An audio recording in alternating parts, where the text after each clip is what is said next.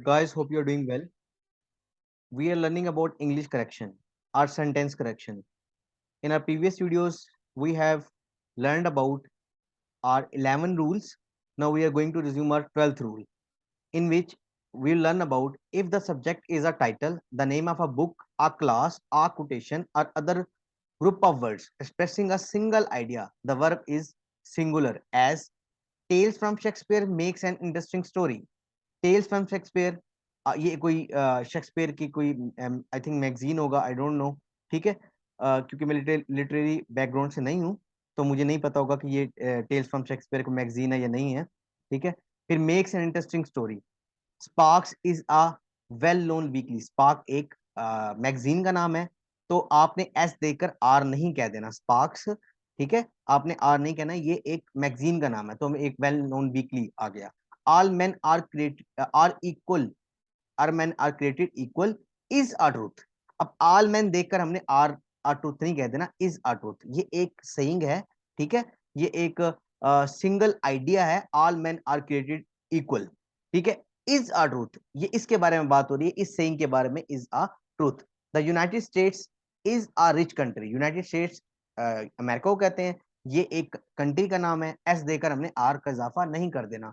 Hard times has been written by Dickens, hard times जो है ये एक बुक का नाम है जो कि इसके ऑथर ने लिखा है। अब हार्ड टाइम्स देखकर हमने इसको हैव बीन नहीं कर देना। ठीक है, इसमें ये बेसिक आइडिया है कि जरूरी नहीं है एस या ई एस का कहीं एडिशन हो नाउन के आगे तो हम कहेंगे कि ये प्लूरल है, अदरवाइज ये सिंगुलर है, नहीं ऐसा नहीं है, हमने वो सेंस भी देखनी है उसकी। अब आ जाता है रूल नंबर हमारा 13। Sometimes the subject of a sentence, though plural in form, denotes some specific quality or amount or distance considered as a single unit. अगर कोई स्पेसिफिक क्वांटिटी या कोई स्पेसिफिक अमाउंट या किसी डिस्टेंस की बात होती है, वो सिंगुलर कंसीडर होगा। In all such cases the verb is generally singular. जैसे 3000 miles is a long distance, ये एक डिस्टेंस है, ये एक यूनिट है जो बताया गया कि 3000 माइल्स का ये डिस्टेंस है। आपने कहना long is a long distance, 3000 miles are along नहीं करना, क्योंकि ये क्वांटिटी के तौर पर आ रहा है, ये एक डिस्टेंस के तौर पर आ रहा है, जो कि हमने वो बता रहा है, एक यूनिट है ये जिसको इज अलोंग डिस्टेंस से उसने कहा है। फिर 10 pounds is enough for me, 10 pounds एक रकम का नाम है, एक अमाउंट का नाम है, जो कि कलेक्टिवली तौर पर बताया गया, सिंगल आइडिया है, सिंगल एक यूनिट है जिसको उसने इज के तौर पर किया। फिर 10 years is sufficient to complete this project, 10 years एक स्पेसिफिक टाइम पीरियड का नाम है, एक सिंगल यूनिट का नाम है, इसलिए वो इज है। 3 माउंड ऑफ कोल, 37 केजी कहते हैं, इज इक्वल टू 1 माउंड होता है। ठीक है, तो of coal has been consumed, तो आप ये एक अमाउंट का नाम है। ठीक है, ये क्वांटिटी का नाम है, एक जो कि एक सिंगल यूनिट है, इसी वजह से इसको सिंगुलर कंसीडर किया है।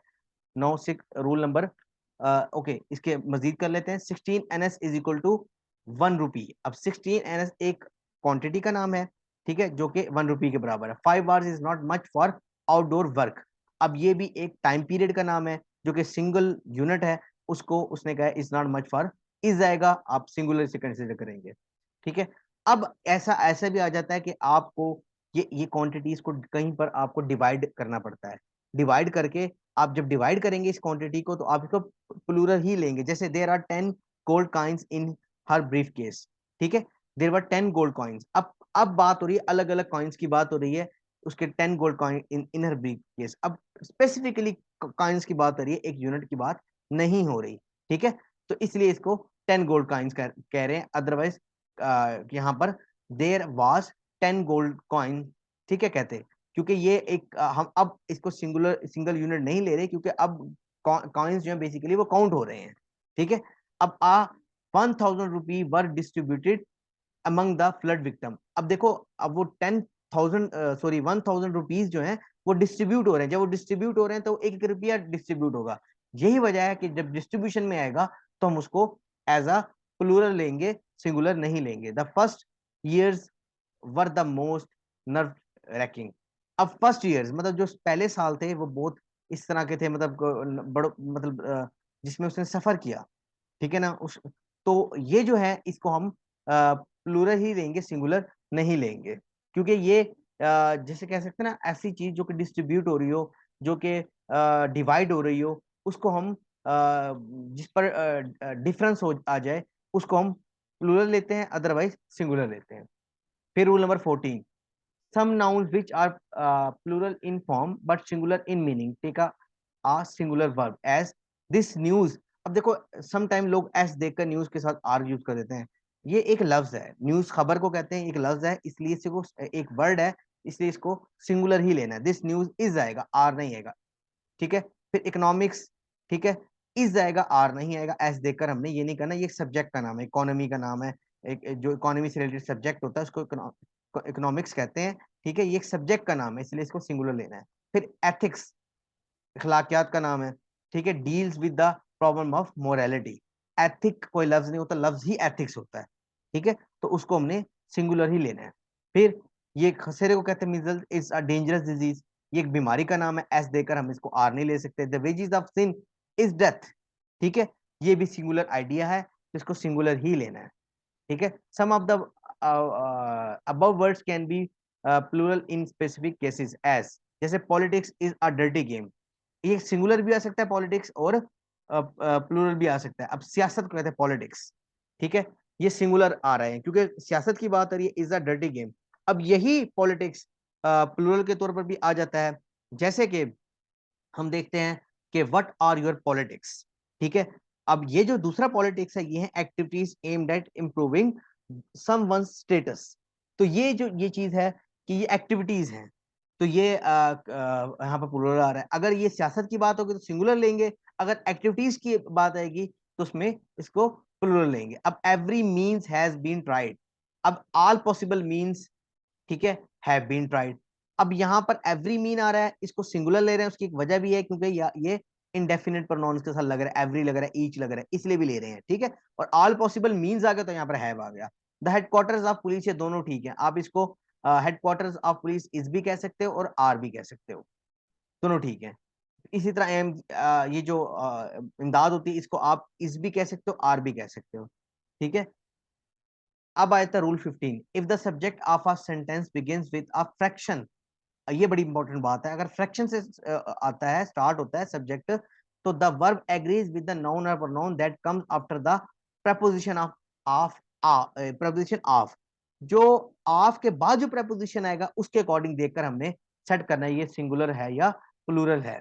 जैसे two words of, two thirds of book is interesting, अब इसी तरह देख लो, two thirds of the books are interesting. अब वहां बुक था, ऑफ के बाद देखना है हमने कि जो नाउन और प्रोनाउन आ रहा है, अगर वो सिंगुलर है तो इज आएगा, ऑफ के बाद नाउन और प्रोनाउन अगर प्लूरल है तो आर आएगा। आपको ये देख के समझ आ गई होगी। इस तरह a quarter of it is fresh, a quarter of them are stable, them की वजह से आर आ गया, इट की वजह से इज आ गया।